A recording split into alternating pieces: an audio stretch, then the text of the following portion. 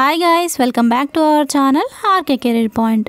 Friends, current affairs క్లాస్లో భాగంగా ఈ వారానికి సంబంధించినటువంటి ముఖ్యమైన current affairs, national, international, science and technology, sports and స్టేట్కి సంబంధించిన కరెంట్ అఫైర్స్ అన్నీ కూడా ఇంపార్టెంట్వి ఉన్నాయండి. సో వీడియోని ఎక్కడ కూడా స్కిప్ చేయకుండా చివరి వరకు చూడండి, చాలా ఇంపార్టెంట్. సో లేట్ చేయకుండా క్లాస్ని అయితే స్టార్ట్ చేసేద్దాము. సో ముందుగా ఇంటర్నేషనల్ కరెంట్ అఫైర్స్ అయితే చూసేద్దాం. పాలస్తీనాకు వ్యతిరేకంగా అమెరికా ఓటు. ఐక్యరాజ్య సమితిలో పాలస్తీనాకు పూర్తి స్థాయి సభ్యత్వం కల్పించాలంటూ భద్రతా మండలిలో ప్రవేశపెట్టిన తీర్మానంకు వ్యతిరేకంగా అమెరికా ఓటు వేసింది. తీర్మానానికి అనుకూలంగా 12 ఓట్లు రాగా స్విట్జర్లాండ్, బ్రిటన్ దూరంగా ఉన్నాయి. అనుకూలంగా ఎక్కువ ఓట్లు వచ్చినప్పటికీ అమెరికా వీటో చేయడంతో తీర్మానము చెల్లకుండా పోయింది. యుఎన్ఓలో సభ్యత్వం కోసం పాలస్తీనా 2011 నుంచి ప్రయత్నాలు చేపట్టగా 2012లో పరిశీలక దేశము హోదా లభించింది. ఇక నెక్స్ట్, ప్రపంచం ఇకపై యుద్ధాలను తట్టుకోలేదు. యుఎన్ వ్యాఖ్య. వివరాలకు వెళ్తే, ఇరాన్, ఇజ్రాయెల్ మధ్య యుద్ధంపై యుఎన్ఓ చీఫ్ ఆంటోనియో గుటెరస్ ఆందోళన వ్యక్తం చేశారు. మిడిల్ ఈస్ట్ పతనం అంచున ఉందని, ఆ ప్రాంతం సహా ప్రపంచ దేశాలు ఇక యుద్ధాలను తట్టుకోలేవన్నారు. ఉద్రిక్తతలను చల్లార్చే దిశగా చర్యలు చేపట్టాల్సిన సమయము వచ్చిందన్నారు. ఇక నెక్స్ట్ చూద్దాం. ఇరాన్పై అమెరికా, బ్రిటన్ ఆంక్షలు.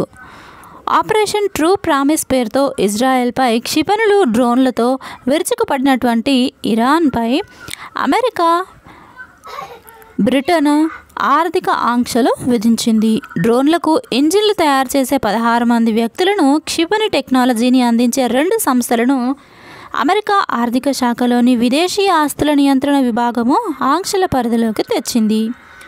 బ్రిటన్ కూడా వారిని లక్ష్యంగా చేసుకొని ఆంక్షలు విధించింది. మరోవైపు ఆపరేషన్ ఐరన్ షీల్డ్ పేరుతో ఇజ్రాయెల్ ప్రతీకార దాడులు చేస్తోంది. నెక్స్ట్ చూద్దాము. చైనా సైన్యంలో కొత్త విభాగము. చైనా మరో సంచలన నిర్ణయం తీసుకుంది.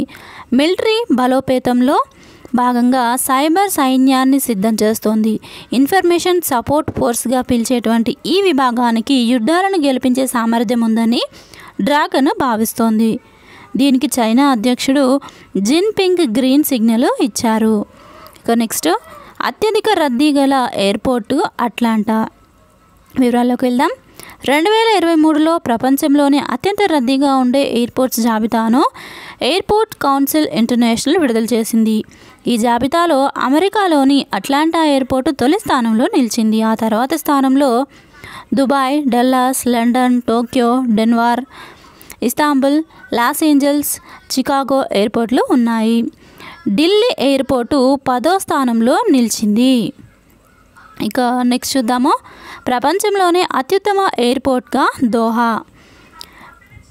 దోహాలోని హమద్ ఇంటర్నేషనల్ ఎయిర్పోర్ట్ 2024 సంవత్సరానికి గాను ప్రపంచంలోనే అత్యుత్తమ ఎయిర్పోర్ట్గా నిలిచింది. సింగపూర్కు చెందినటువంటి చాంగి 2వ స్థానంలో, సియోల్లోని ఇచ్చేయాన్ ఎయిర్పోర్టు 3వ స్థానం దక్కించుకుంది. స్కై ట్రాక్స్ ఏటా విడుదల చేసేటువంటి ప్రపంచ అత్యుత్తమ ఎయిర్పోర్ట్ల జాబితాను ఇటీవల విడుదల చేసింది. ఢిల్లీ ఎయిర్పోర్టు 36వ స్థానంలో, బెంగళూరు 59వ స్థానంలో, హైదరాబాద్ ఎయిర్పోర్టు 61వ స్థానంలో నిలిచింది. ఢిల్లీ ఎయిర్పోర్టు దక్షిణాసియా ఉత్తమ ఎయిర్పోర్టుగా, సిబ్బంది సేవల్లో హైదరాబాద్ దక్షిణాసియాలో అగ్రస్థానము దక్కించుకుంది. ఇక నెక్స్ట్ చూద్దాము. భారత్లో పెరుగుతున్నటువంటి వృద్ధులు. 2050 నాటికి ప్రపంచంలోని వృద్ధుల జనాభాలో 17% భారతీయులే ఉంటారని CBRE సంస్థ సర్వేలో వెల్లడించింది. ప్రస్తుతం దాదాపు 10 లక్షలుగా ఉన్నటువంటి సీనియర్ లివింగ్ ఫెసిలిటీల సంఖ్య మరో 10 ఏళ్లలో 25 లక్షలకు చేరుతుందని పేర్కొంది. ఇక నెక్స్ట్ చూద్దాం. బోర్న్విటాపై కేంద్రము కీలక ఆదేశాలు. ఈ కామర్స్ కంపెనీలకు కేంద్రము కీలక ఆదేశాలు జారీ చేసింది. ఇకపై బోర్న్విటాతో పాటు అన్ని రకాల పానీయాలను హెల్త్ డ్రింక్స్ కేటగిరీ నుంచి తొలగించాలని స్పష్టం చేసింది. బోర్న్విటాలో పరిమితికి మించి షుగర్ లెవెల్స్ ఉన్నట్లు NCPCR పరిశోధనలో తేలింది. ఆహార భద్రతా ప్రమాణాలను పాటించకుండా పవర్ సప్లిమెంట్లను హెల్త్ డ్రింక్స్గా ప్రచారం చేసుకుంటున్న కంపెనీలపై FSSAI చర్యలు తీసుకోవాలని కేంద్రము ఆదేశించింది. ఇక నెక్స్ట్ చూద్దాం. Anti tank missile system testing success. వివరాలు చూద్దాం. భారత సైన్యము దేశీయంగా అభివృద్ధి చేసినటువంటి man portable anti tank guided missile సిస్టమ్ను రాజస్థాన్లో విజయవంతంగా పరీక్షించారు. మేక్ ఇన్ ఇండియాలో భాగంగా దేశంలో తయారైన ఈ మిసైల్ను ఎక్కడికైనా తీసుకువెళ్లే అవకాశము ఉంది. నెక్స్ట్ స్టేట్ కరెంట్ అఫైర్స్ చూద్దాము. తెలంగాణలో పెరిగిన రాబందుల సంఖ్య. తెలంగాణలోని కుమ్రంభీం ఆసిఫాబాద్ జిల్లాలోని పాలరాపగుట్ట రాబందులకు కేంద్రంగా మారింది. 4 ఏళ్ల క్రితము 10 రాబందులు ఉండగా ప్రస్తుతం 33కు చేరినట్లు సర్వేలో తేలింది. పశువులకు ఇన్ఫెక్షన్లు సోకినప్పుడు వాడే డైక్లోఫెనాక్ ఇంజెక్షన్ల వల్ల రాబందులు అంతరించిపోతున్నాయి. పశువుల కళేబరాలను ఇవి తినడం వల్ల డైక్లోఫెనాక్ వంటి విసర్జక వ్యవస్థ దెబ్బతీస్తున్నట్లు తెలుస్తుంది. దీంతో డైక్లోఫెనాక్ ఇంజెక్షన్లను నిషేధించడం అయితే జరిగింది. ఇక నెక్స్ట్ AI సాయంతో మెదడులో కణతుల తొలగింపు. కృత్రిమ మేధ ఆగ్మెంటెడ్ రియాలిటీ సాయంతో రూపొందించినటువంటి పరికరంతో దేశంలోని తొలిసారిగా మెదడులోని కణతులను హైదరాబాద్ కిమ్స్ తొలగించింది. కొరియా సంస్థ రూపొందించినటువంటి స్కియా పరికరము మెదడులోని కణతులను ఖచ్చితంగా గుర్తించే సామర్థ్యం ఉందని కిమ్స్ వైద్యులు తెలిపారు. ఇక నెక్స్ట్ ఒప్పందాలకు సంబంధించిన కరెంట్ అఫైర్స్. ఐకాయ్తో వాణిజ్య పన్నుల శాఖ ఒప్పందము. వివరాలు చూద్దాం. GST విధానంపై ఉద్యోగులకు శిక్షణ, సాంకేతిక నైపుణ్యం పెంపొందించేందుకు the institute of chartered accountants of ఇండియాతో ఏపీ వాణిజ్య పన్నుల శాఖ ఒప్పందం చేసుకుంది. ఈ ఒప్పందం ప్రకారము పన్ను చెల్లింపుల వ్యవస్థను పటిష్టం చేసేందుకు పరస్పరము సహకరించుకోనున్నారు. ఇక నెక్స్ట్ స్పోర్ట్స్ కరెంట్ అఫైర్స్ చూద్దాము. IPL చరిత్రలో అత్యధిక స్కోరు నమోదు. RCBపై SRH బ్యాటర్ల రికార్డు సృష్టించారు. IPL చరిత్రలోనే అత్యధికంగా 287 రన్స్ చేశారు. అంతేకాదు ఒక ఇన్నింగ్స్లో అత్యధిక 6లు కొట్టినటువంటి రికార్డును బద్దలు కొట్టారు. సన్ రైజర్స్ ప్లేయర్లు 22 సిక్సర్లు, అది RCB పేరున ఉన్న 21 6ల రికార్డును బ్రేక్ చేశారు. ఇక నెక్స్ట్ చూద్దాం. చరిత్ర సృష్టించిన శ్రీలంక మహిళా క్రికెట్ టీం చరిత్ర సృష్టించింది. మహిళల వన్డే క్రికెట్లో 300 రన్స్కు పైగా లక్ష్యాన్ని ఛేదించిన తొలి జట్టుగా అవతరించింది. సెన్వెస్ పార్క్ వేదికగా జరిగిన వన్డే మ్యాచ్లో తొలుత బ్యాటింగ్ చేసిన సౌత్ ఆఫ్రికా 301 రన్స్ చేసింది.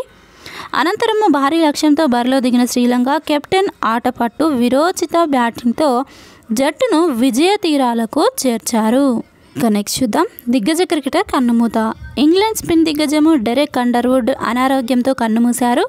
1966 నుంచి 82 మధ్య ఇంగ్లాండ్ తరపున 86 టెస్టుల్లో 29,726 వన్డేల్లో 32 వికెట్లు తీశారు. ఇప్పటికీ ఆ జట్టు తరపున అత్యధిక వికెట్లు తీసిన స్పిన్నర్గా రికార్డు ఆయన పేరిటే ఉంది. కాగా కౌంటీల్లో 900కు పైగా మ్యాచ్లు ఆడినటువంటి డెరెక్ 2,523 వికెట్లు తీశారు. ఇక నెక్స్ట్ చూద్దాము. Alekna world record.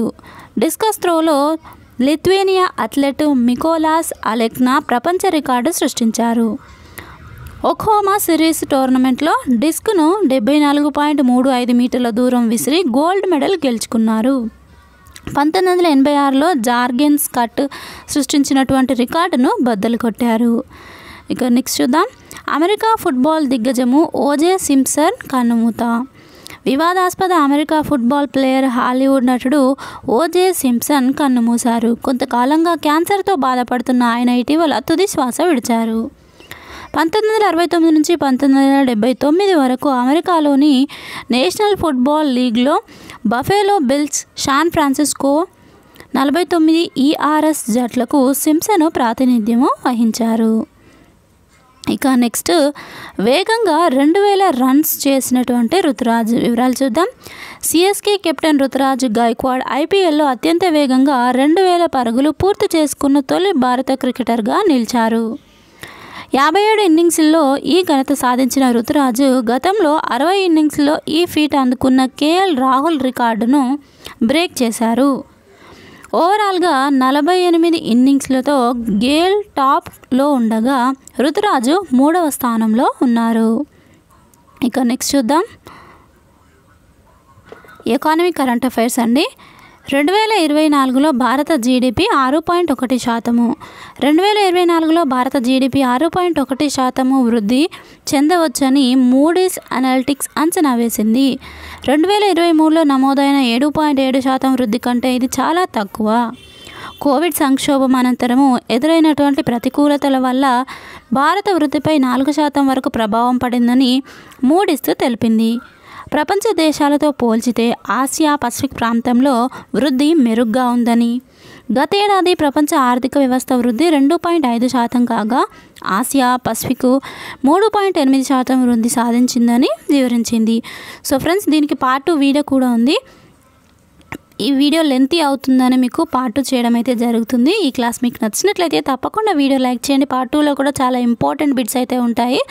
తప్పకుండా ఫాలో అవుతుండండి. మన ఛానల్ ఎవరైనా ఫస్ట్ టైం చూస్తున్నట్లయితే తప్పకుండా సబ్స్క్రైబ్ చేసుకోండి. Thank you friends. Thanks for watching this video. Have a nice day. By.